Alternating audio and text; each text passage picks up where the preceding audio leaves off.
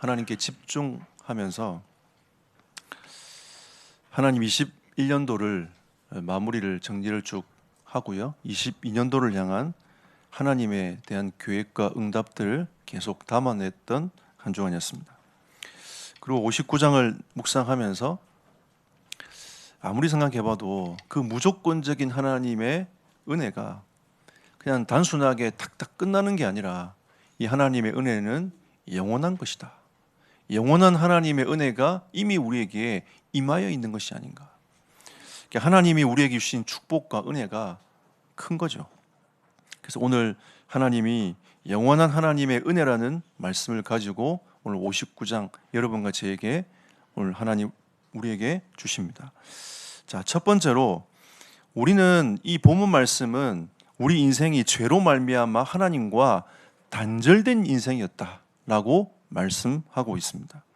그게 이사야 59장 2절 말씀인 거죠. 그 단절된 이유가 무엇이냐? 결국 죄 때문이 아니냐. 하나님은 죄와 공존할 수 없는 분이십니다. 하나님 자체가 선하신 거죠. 하나님은 공적인 의를 갖고 계신 하나님이십니다.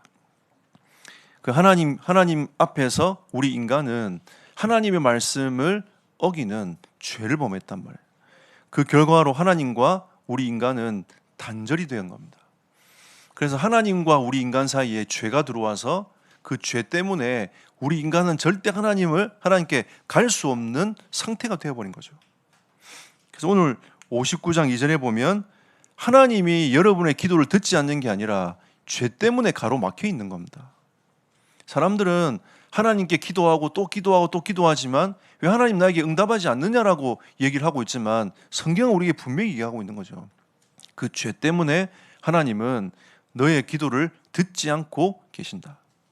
이스라엘 백성들이 하나님께 이런저런 얘기들을 많이 하고 기도를 많이 했지만 하나님은 그 이스라엘을 향하여 응답하지 않으셨습니다. 왜죠? 죄악 때문인 거죠. 그래서 하나님은 이 죄의 본질을 해결하기를 원하시고 그 죄 때문에 하나님과 단절되어 있다는 것을 오늘 59장은 분명히 얘기하고 있습니다. 그럼 단절된 인생은 어떠냐라고 59장 3절에서 8절까지 그 죄의 결과에 대해서 얘기를 하는 거죠. 인간은 하나님을 향할 수 없기 때문에 선을 행할 수도 없고 공적인 의를 행할 수도 없는 겁니다. 그래서 하나님을 떠난 인생은 죄 아래 놓이게 되었고 그 죄로 말미암아 계속 죄의 결과물을 내는 거죠. 그 죄의 결과는 무엇입니까? 오늘 3절부터 8절까지 보니까 폭력과 살인한다. 왜 하나님 살아계시면 이 땅 이렇게 만들어 놓습니까? 하지만 그 죄의 결과로 온 이 세상의 문제인 거죠. 그리고 언어로서 행하는 죄악을 계속 범하는 겁니다.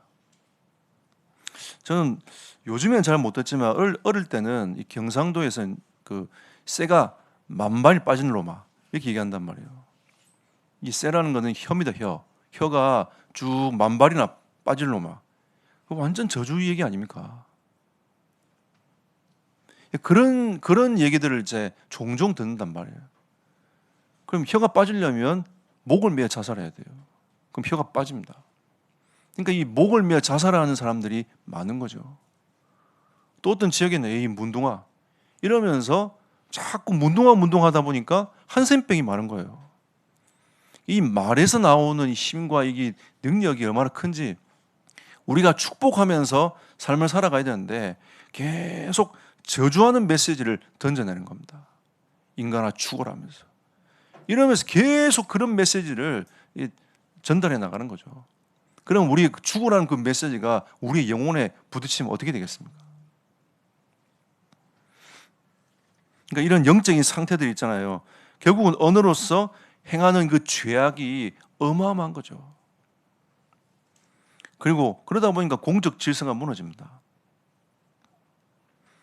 불의에 찌들려 있는 상태인 거죠. 여러분 정치를 보시면 그런 생각 들지 않습니까? 불의에 찌들려 있는 정치가 아닌가. 정말 공적인 의를 가지고 살아가는 정치인이 과연 몇 명 있겠습니까? 안타까운 거죠. 정말 우리가 하나님 앞에서 영적인 것들을 가져내면서 이 공적인 것들을 회복하는 그런 정치인이 몇 명 있겠냐는 거죠. 표 받으려고 교회 오고, 또 작은 교회는 안 와요. 큰 교회만 갑니다. 왜? 표가 거기 있거든. 우리에게는 하나님이 주시는 진짜 하나님의 은혜가 있는데, 이 은혜들을 가지고 이 사회를 밝게 만들어 나가고자 하는 이 공적인 의가 우리에게 필요한 겁니다. 앞으로 우리 교회도 우리 교회만 잘 먹고 잘 살아야 된다, 이런 의미가 아니라 공적인 의까지 가야 돼요. 237과 5천 종족, 그다음에 앞으로 후대와 이런 교회, 우리 교회를 넘어가지고 교회가 하나 되는 이 일에 우리 교회가 쓰임을 받고 응답을 받아야 된다는 겁니다. 안 그러면 우리도 거기에 갇혀버린단 말이에요. 그리고 5절 6절에 보니까 남을 해치기 위한 생각과 악행을 가지고 있는 겁니다. 늘 마음에 품는 게 악한 거예요. 저 인간 어떻게 죽이지? 어떻게 밟아야 내가 올라갈까? 저 사람 잘 되는 거 쳐다보니까 배가 아파. 이게 지금 사회의 흐름이란 말이에요. 그리고 좀 마음이 약한 사람들은 그런 사회를 보면서 자꾸 사회를 등지는 겁니다. 혼자 살고, 그럼 혼자 있으면 사단이 가만히 둡니까? 아니죠. 우울증 있게 만들고, 어느 날 자살하게 만들고, 정신 돌게 만들고. 여러분, 제가 볼 때는 착한 사람은요, 사단에게 밥이에요. 네. 저도 요즘에는 착하게 안 살고 조금 못돼지려고 마음을 계속 먹고 있습니다. 왜냐면 자꾸 이게 마음을 착하게 두려고 하니까 자꾸 잡힌단 말이에요. 생각이 잡히고. 그 말은 공적인 의를 하지 말자는 게 아니라 내가 정말 주의 나라를 위하여 내 마음을 더 굳건하게 해야 되겠다, 이런 의미입니다. 그리고 황폐와 파멸, 자기 중심의 삶을 살아가는 겁니다. 우리나라가 잘 살게 됐지 않습니까? 옛날에 우리나라가 한국 교회가 부흥이 일어날 때 그 열정이 어느 날 사라졌어요.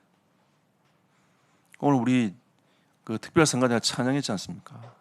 제가 모경시에서 연습하는 거 들었거든요. 들으면서 그래, 우리가 지금 이런 시대를, 정말 좋은 시대를 살아가는데 하나님을 향한 열정들은 우리가 사라지고 있지 않느냐.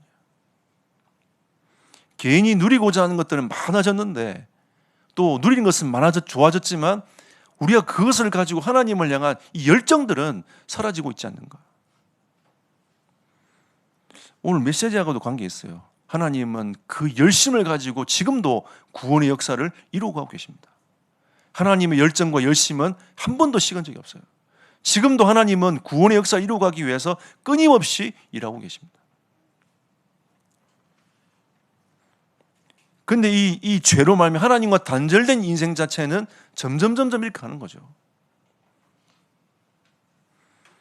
그래서 하나님 우리에게 그리스도를 통한 영원한 은혜에 대하여 말씀하고 계시는 겁니다. 오늘 15장 이 15절이 이 섹터가 나눠져 있지 않습니까? 앞에는 보면 이 성실이 없으므로 악을 떠난 자가 탈취를 당한도다 되어 있고요. 그 뒤에 15절 그 중반절 이후로 보면 여호와께서 이를 살피시고 그 정의가 없는 것을 기뻐하지 아니하시고 그랬습니다. 이게 하나님의 마음인 거예요. 이스라엘 백성들이, 하나님의 백성들이 어느 날 정의가 사라진 겁니다. 하나님과의 영적 관계가 단절되어 버리니까 하나님이 기뻐할 수 없는 영적 상태에 몰려가는 거죠. 이게 불신자인지 신자인지 모르는 겁니다. 이 영적 흐름이요, 로마서 3장 10절에서 18절에 그대로 나와 있습니다. 우리가 지난번에 한번 묵상을 했습니다. 이 3장 10절에서 18절은 어떻게 되어 있습니까? 하나님 보시기에 의인은 없다라고 성경은 말씀하고 있는 거죠. 하나님 보시기에 이 세상은, 관점은 의인이 없는 거예요. 그리고 깨닫는 자도 없고 하나님을 찾는 자도 없다. 이 죄에 붙잡힌 사람은 하나님의 말씀이 임해도 그 말씀을 깨달을 수도 없고 하나님을 알고자 하는 그 열정도 없는 거예요. 여러분에게 진짜 은혜가 임하기를 축복합니다. 하나님을 알고자 하는 그 열망, 열정이 회복되기를 축복합니다. 그리고 함께 있는 것이 무익하며 선을 행하는 자가 없다. 그 뒤에는 더 심한 얘기를 쭉 늘어놓습니다. 목구멍은 열린 무덤과 같지 않냐. 너의 혀는 늘 속이지 않느냐. 너의 입술은 독사에 독이 나오지 않느냐. 독을 내뱉고 있지 않느냐. 너의 입은 저주와 악독이 가득하다. 그리고 너의 발은 파멸과 고생의 길을 가는 거다.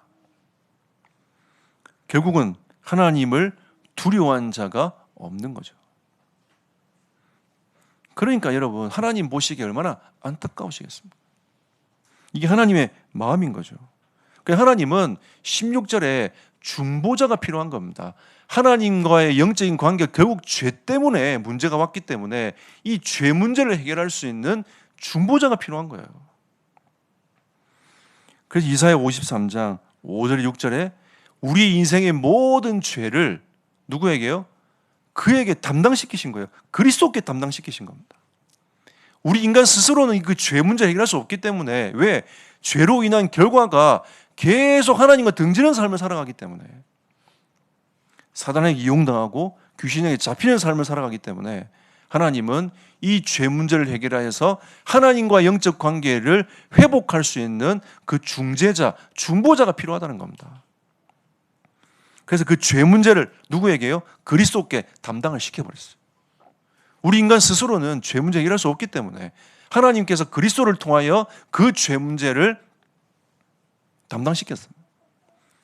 그래서 여러분과 저와 여러분에게 하나님이 의논하지 아니하시고 로마서 5장 8절에 우리가 아직 죄인 되었을 때에, 그 죄에 묶여 있을 때에, 하나님을 알지 못한 상태에 있을 때에, 의가 뭔지 모르고 있는 상태에 놓여 있을 때에 하나님 우리에게 물으면 어떻게 하겠습니까? 자기 나름대로 의에 대한 얘기를 할 거 아닙니까? 어떤 사람은 공적인 의보다 자기가 생각하는 그 생각이 의라고 생각하는 사람도 있어요. 그러니까 아무리 공적인 얘기를 해도 안 들어. 자기 주장과 생각이 무조건 맞는 거예요. 우리와 의논하시면 하나님이 얼마나 머리 아프시겠습니까? 그죠? 우리에게 말씀을 들어도 여러분의 생각이 다 다른데, 하나님이 여러분과 나와 의논하지 아니하시고 하나님이 그리스도를 통하여 하나님과 영적 관계를 회복하셨습니다. 하나님이 우리에 대한 자기의 사랑을 십자가에서 확정을 딱 시켜버렸어요. 왜? 모든 죄 문제를 그에게 담당시켜서 그 십자가로 가게 하셔가지고 여러분과 나의 모든 인생의 문제를 끝내놓으신 겁니다. 우리는 그 사실을 믿을 때에 하나님과 영적 관계가 회복되어지는 겁니다. 그러면 그리스도를 만난 사람은 이 죄 문제가 점점 치유돼 가는 거죠. 우리가 그 죄의 상태에 있던 그 영적인 상태가 조금씩 치유되어져 가는 겁니다. 그럼 우리가 하나님을 만나지 못하면 진짜 치유가 일어납니까? 아닙니다. 진정한 치유는 그리스도를 만나야 치유가 일어나는 거죠. 그럼 우리가 예수님 영접한다고 해서 우리 인생이 하루아침에 바뀝니까? 영적 신분은 바뀌어요. 근데 우리가 그동안 찌들려와 있던 그 영적인 상태는 바뀌기 힘들단 말이에요. 내가 하나님의 자녀지만 옛 구습을 따라서 삶을 살아가고 있는 겁니다.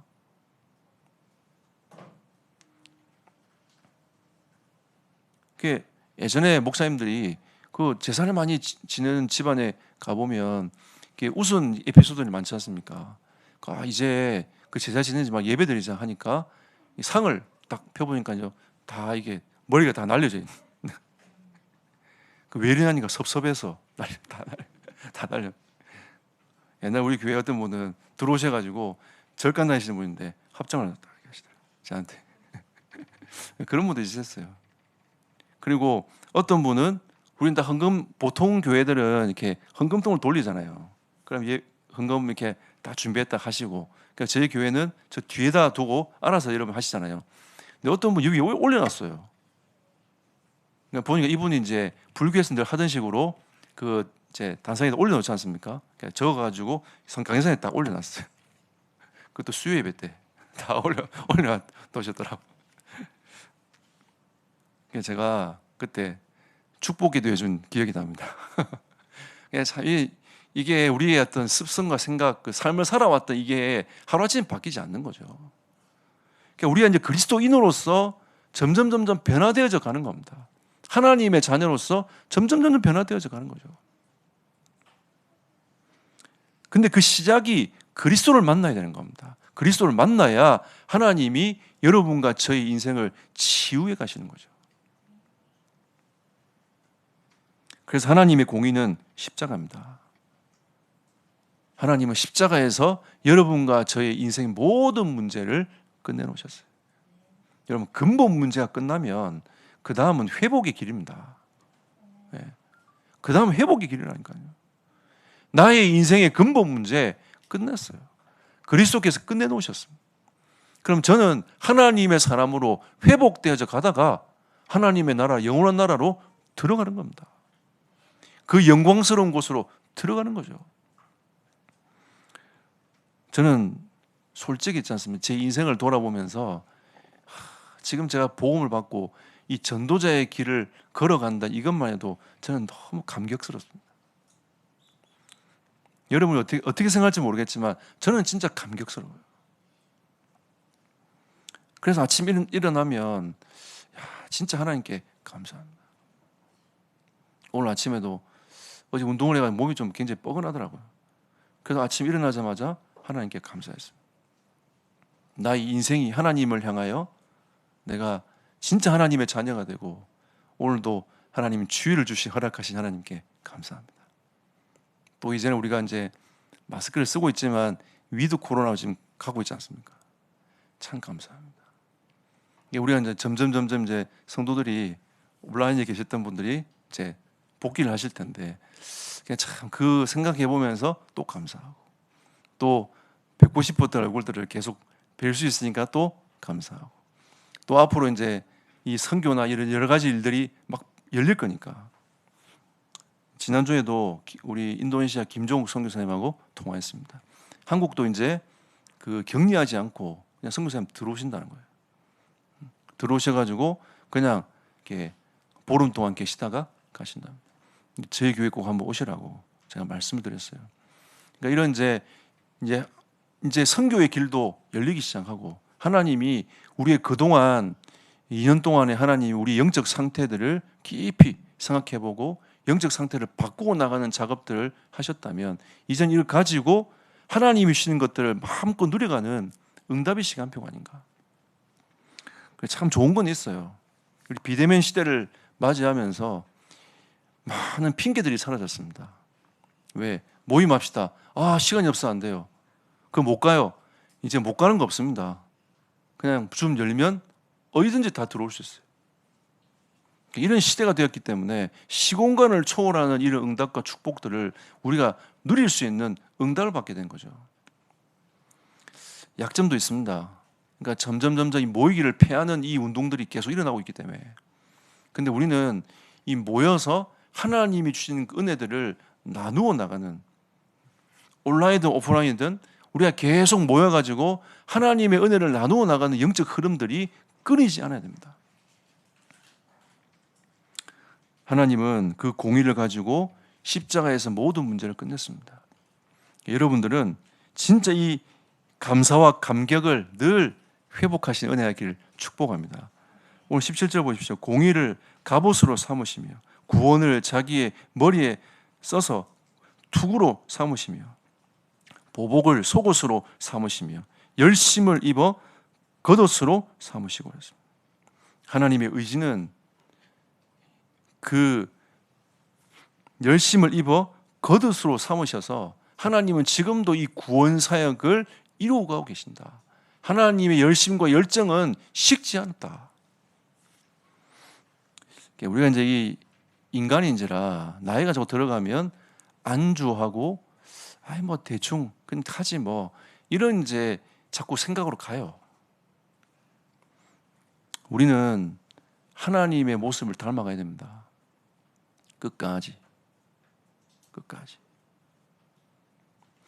제가 군대 마지막 날 새벽까지 근무소고 나왔거든요. 그래서 제가 원래 열애하려고 하다가 직원 말 한번 딱 듣고 있잖아요. 그 다음에 제 생각을 바꿨어요. 네 고참 아니냐. 마지막 날까지 근무 서고 가야 되지 않겠냐. 저한테 그러더라고요. 그래서 제가 그래도 제가 기독인이고 그리고 내가 신학생인데 이런 생각이 들었어요. 그래서 내가 이 복음 가진 사람으로서 생각을 좀 바꾸어 먹자. 비록 불신자 얘기했지만 알겠습니다 하고 마지막 날 새벽까지 근무 쓰고 인사하고 나왔어요. 너무 피곤하더라고요. 그날 왜? 새벽까지 근무 썼으니까 너무 피곤했어요. 예. 하지만 하나님이 우리에게 주시고자 하는 이 영적인 열심들을 우리는 이어가야 됩니다. 이 정도만 됐겠지. 그 생각을 버려야 됩니다. 요것만 하면 되겠지. 이걸 버려야 돼요. 하나님은 지금도 여러분과 저를 통해서 하시고자 하는 하나님의 계획이 무궁무진합니다. 우린 이거를 가지고 와야 돼요. 가지고 들어와야 됩니다.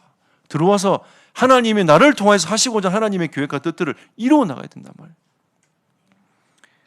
제가 지난주에 알류 중직자하고 가서 강의하면서 그랬습니다. 중직자 여러분, 안주하지 말고 진짜 선교를 두고 기도하십시오.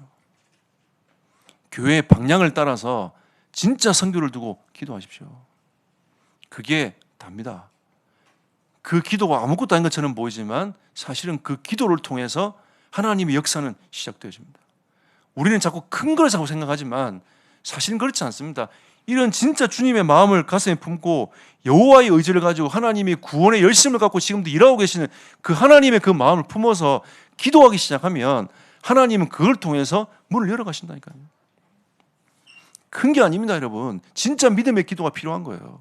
퀴철라포 선교사가 한국에서 이 조선 땅에 들어오지도 못하고 중국을 향해 다시 가면서 뭐라고 기도했겠습니까? 하나님, 반드시 이 조선 땅에 이 복음이 들어올 줄 믿습니다.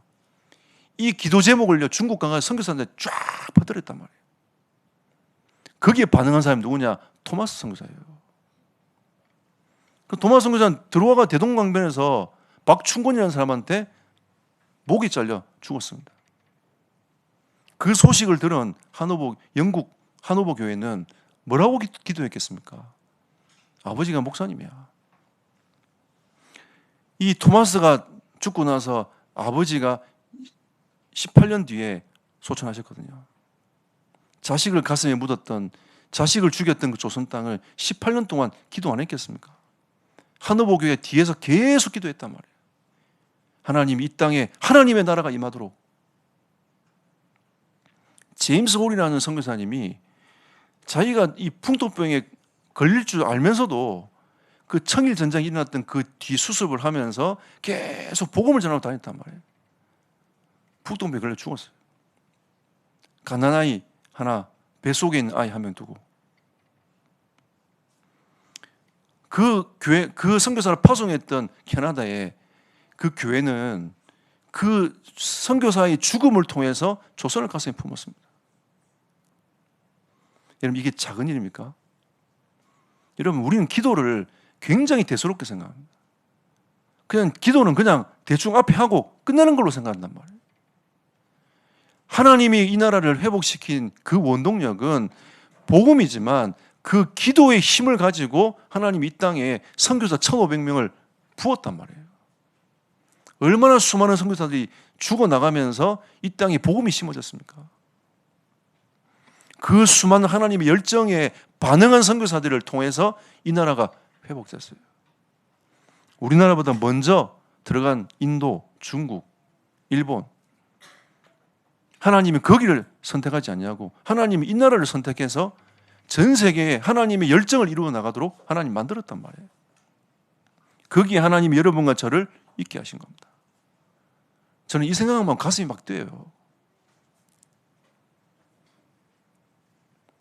저는 중국 사람이었어도 복음 받았으면 감사할 겁니다. 내가 일본 사람이었어도 우리는 복음 받았으면 감사합니다. 이제 여러분, 일본에 대한 상처를 버려야 됩니다. 우리는 일본에 자꾸 잡혀 있으면 안 돼요. 우리는 일본이 선교할 나라지 그 나라를 미워할 나라가 아닙니다. 하나님의 열정과 하나님의 그 마음과 그 십자가의 사랑의 은혜가 일본 땅에 있단 말이에요. 아직도 미전독 종족되어 있는 저 일본 땅을 쳐다보면서 여러분 가슴이 뛰지 않습니까? 가슴이 타지 않습니까? 우리는 여호와의 의지, 하나님의 그 열정, 그 마음, 이게 우리에게는 회복되어야 돼요. 진짜 회복되어야 돼요. 237, 5천 종족 저 멀리 있는 게 아니라 이게 나의 눈물이 되고 가슴이 돼야 돼요. 하나님, 비록 나에게는 237, 5천 종족이 멀리 있지만 하나님 진짜 이 복음이 그 5천 종족에게 증거되어져 가기 원합니다. 유목사님 말씀하신 그 5천 종족은요, 원래 종족이 뭐 어떤 분들은 10,000종족, 8,000종족, 15,000종족 막 이렇게 얘기하지만 사실은 그 5천 종족은 어떤 5천 종족이냐면 아직도 복음이 들어가지 못한 그 미전도 족속 안에 있는 그 족속들을 말하고 있는 거예요. 그 말고도 많은 족속들 속에 미전도 족속들이 있습니다. 언제 갑니까? 우리 어떻게 됩니까? 그래서 하나님의 열정을, 하나님의 열심을 갖고 하나님 일하실 거기 때문에 하나님은 또 우리 각자에게 이 기도 제목들을 담게 만들어 가지고 하나님의 일을 해 나가시는 겁니다. 여러분과 저에게 이 기도 제목이 담겨지는 은혜가 있기를 축복합니다. 오늘 20절에다 보니까 하나님이 여호와의 말씀이니라 구속자가 시온에 임하여 야곱의 자손 가운데서 죄가를 떠나는 자에게 임하리라. 말씀하신 이거는 하나님께서 앞으로 장차 올 성령의 역사, 교회 운동에 대해서 말씀하고 있는 거죠.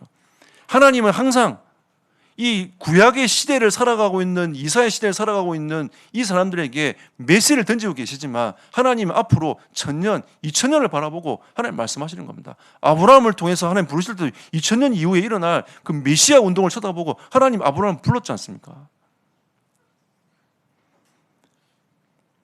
교회를 세우고 하나님의 성령의 역사가 일어나는 그 일에 하나님은 마음을 딱 두고 있는 거죠. 지금은 너희들이 어려움을 당하고 있지만 성령이 임하면 성령이 내주하고 역사하고 인도하여서 너희를 그 구원을 이루어가는 인생으로 만들어갈 것이다.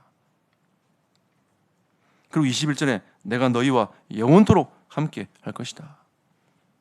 하나님은 이 은혜가 단순하게 끊어지는 것이 아니라 영원한 하나님의 은혜입니다. 그 무조건적인 사랑의 은혜는 영원한 은혜라니까요.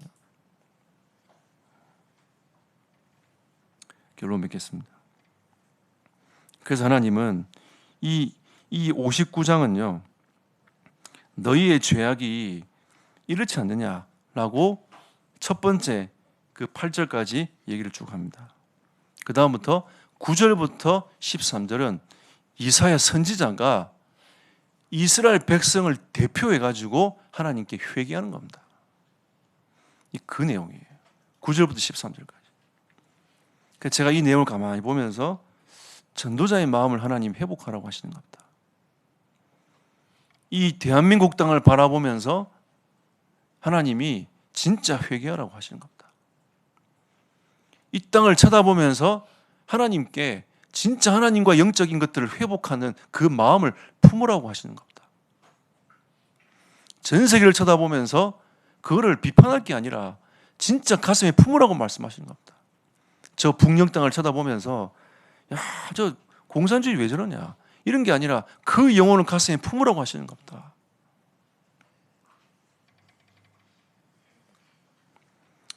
일본은 자기 스스로가 태양의 자녀들이라고 생각합니다. 그래서 일장기를 보면 태양 딱 나와 있지 않습니까? 그래서 전 세계를 제패하려고 지금도 꿈꾸고 있어요.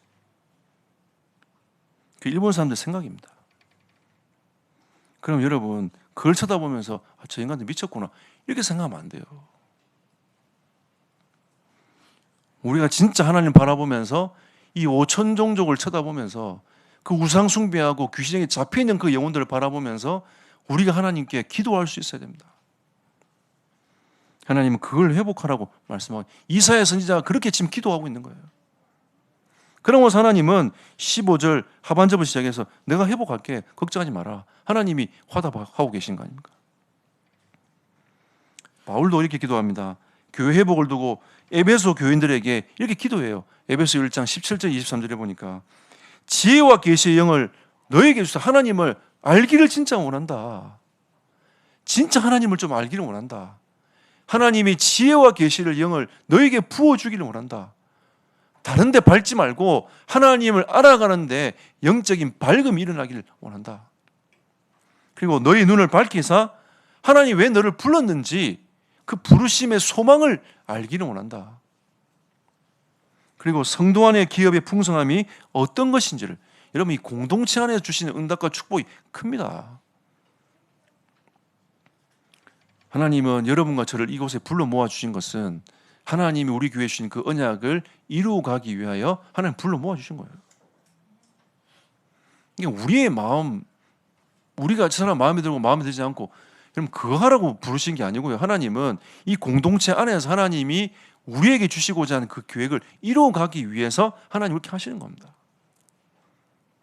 그럼 분명히 불렀다는 것은 여러분을 거기에 쓰시겠다는 거거든요.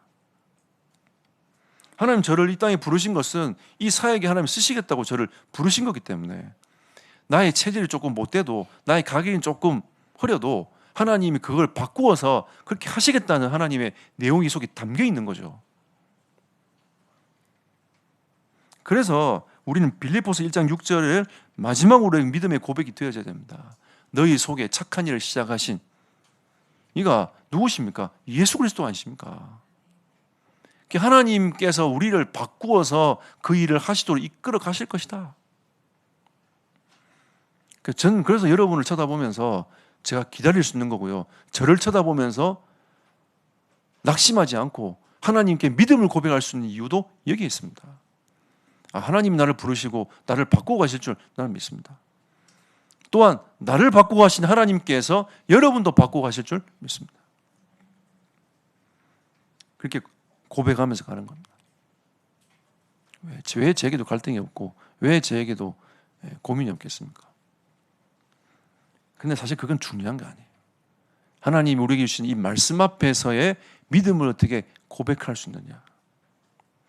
하나님 우리에게 이 영원한 은혜를 주셨습니다. 이거 누리면서 가는 것만 해도 바빠요.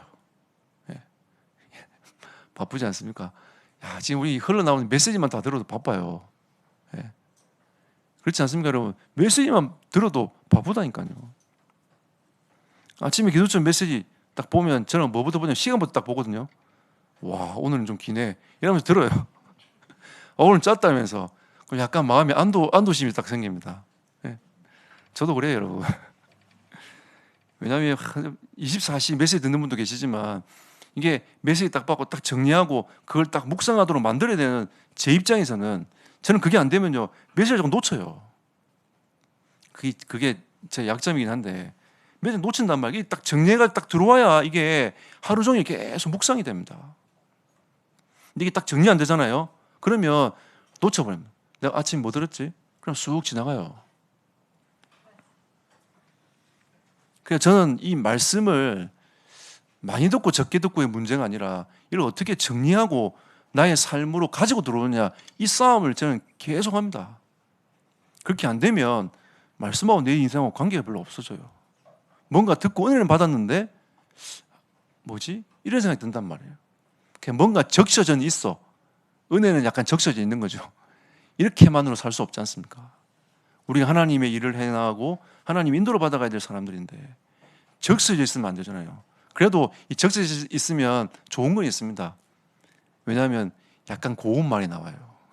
여유 있는 좀 마음이 되고 그거는 굉장히 좋습니다. 근데 그 정도가 아니라 우리는 하나님의 언약을 성취시켜 나가야 되는, 하나님의 굉장히 그 인도하심에 민감해야 되기 때문에 이거를 어떻게 가지고 와서 이게 삶으로 나갈 수 있게 만드느냐, 이거는 좀 다른 얘기입니다. 여러분과 저에게 이 전도자의 마음으로 기도하면서 응답받는 한 주간 되시기를 예수 이름으로 축복합니다.